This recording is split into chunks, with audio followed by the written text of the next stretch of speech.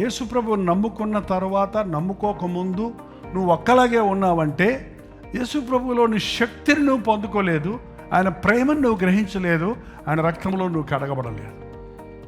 ఎప్పుడైతే ప్రభువును మనం అనుభవపూర్వకంగా ఎరుగుతామో, వ్యక్తిగతంగా ఆయన యందు విశ్వాసం ఉంచి మనం ఆయన ఇచ్చే రక్షణ పొందుతామో, ఈయన నిజముగా లోక రక్షకుడు అని చెప్పగలుగుతాం.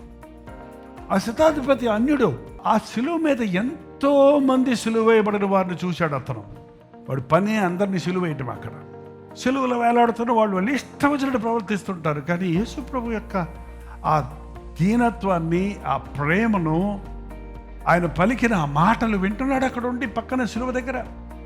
తండ్రి, వీరేమి చేయుచున్నారో వీరెరుగుడు కనుక వీరిని క్షమించు, నీవు నాతో కూడా పరదేశంలో ఉందువు. అమ్మా, ఇదిగో నీ కుమారుడు, ఇదిగో నీ తల్లి. నా దేవా నన్నేలా చేయి విడిచితివి, దప్పికొనుచున్నాను, సమాప్తమైనది, నీ చేతికి నా ఆత్మను.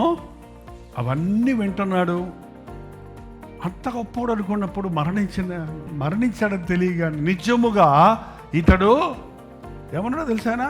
నిజముగా ఇతడు దేవుని కుమారుడే.